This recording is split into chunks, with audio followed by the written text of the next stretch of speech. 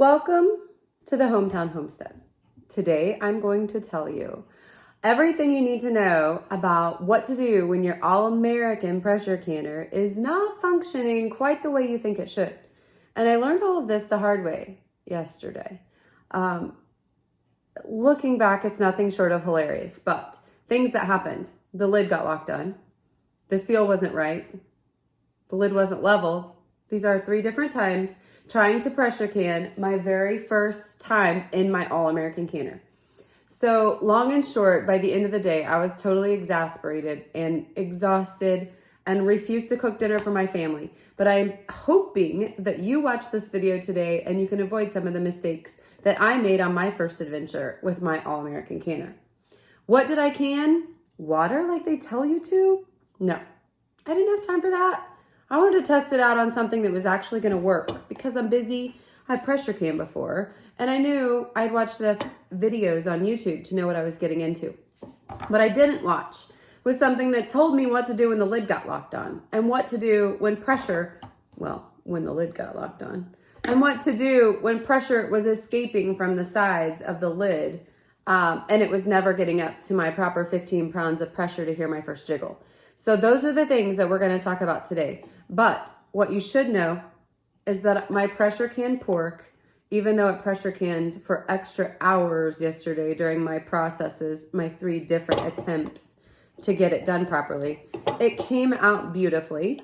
I only had 1 jar with the lid not seal. I had 8 others over there, 8 that successfully sealed. And this pork, it was a pork butt that I chopped up into chunks. This pork is fabulous, and the only thing that I added to the jar was a little bit of salt when I was browning the meat. So right here, I am making a salad that I'm going to enjoy with my homemade garden vegetables and my pulled pork from yesterday.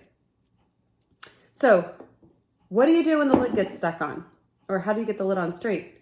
All of these questions I wasn't sure of. So let me show you a little bit about what I did and how you can avoid it. First thing I should say is that you have to get the lid on straight. We all know that. We've watched the videos. We've seen it happen.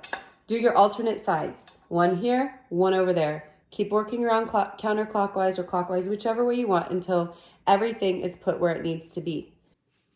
Okay, so problem number 1 for me was getting the lid on level. It seemed like no matter what I did, I couldn't get this thing on level. And when you don't get it on level, it's slightly off kilter. It'll still lock into place and you can still screw it down, but then steam is going to be escaping out one side and not the other of your canner, making it never come to pressure and you never being able to hear that first jiggle of your weight no matter what pressure you're supposed to be canning at. So the answer to that is obviously to lock it down tighter. I had watched a few videos and they said to make sure that you're not over tightening, and I'd also read my manual that came with the canner and it said make sure you're not really wrenching them on. So I wasn't, and in that case, every time I would get it set level and I would clamp these down and I moved to the next set and clamp them down, because this first set was never tight, the second set never got tight, and it would rock accordingly. And when I got to the last set, then I had one side that had a gap way closer on one side than the other.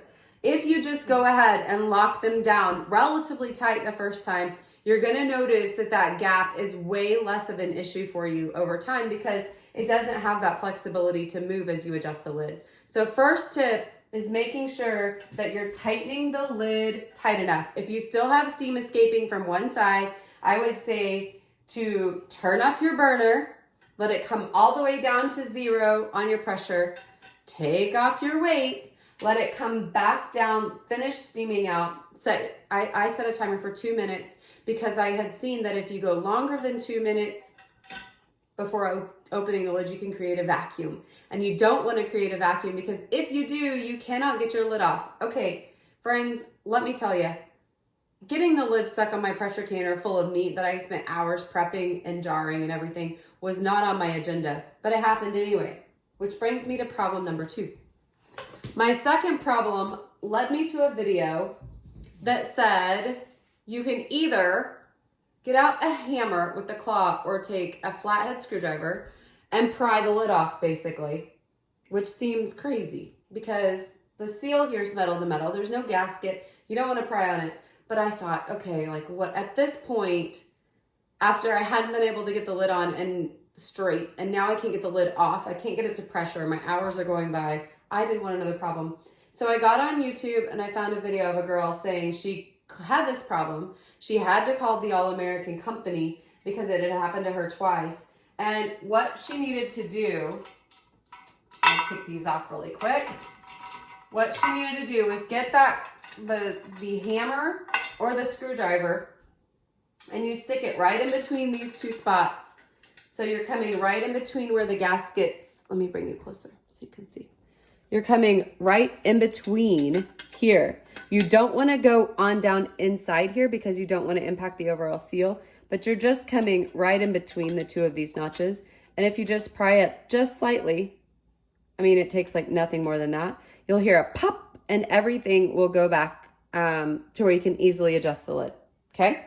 So we've gone over what to do if your lid gets locked on, and we've gone over what to do if steam is escaping from your canner itself. I hope that covers the bulk of any problems that you might have with your All-American, because I really can't think of anything else that's going to come up. Take the time to go ahead and do a test run with water. It will save you lots of time and heartache worrying about your food that's inside. That said, my pulled pork has turned out fabulous. We'll be able to have pork tacos or an Asian dish with crispy pork on top of rice anytime we want. And I actually went ahead and made up my salad for today for my lunch, which has feta and just iceberg lettuce with orange peppers, tomatoes, and fresh garden veggies out of my own backyard. So taking a look, oh my gosh, guys, I wish you could smell this. It's fabulous.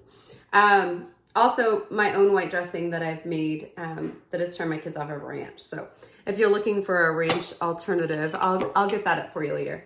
But thank you for stopping by. Share any mishaps that you've had with your own canning adventures in the comments below, because I love to know that I'm not alone in locking food in or thinking I've got it handled when maybe I don't. But I hope y'all have a great day. Thanks for stopping by. If you appreciate content like this and more about what we're doing around our home, make sure to like and subscribe, because I'm sure there will be more adventures along the way here at my house. So from my kitchen to yours, happy canning, and get out your screwdrivers. Keep them close when you are canning so you know what to do when that lid is locked. Have a great day. Bye.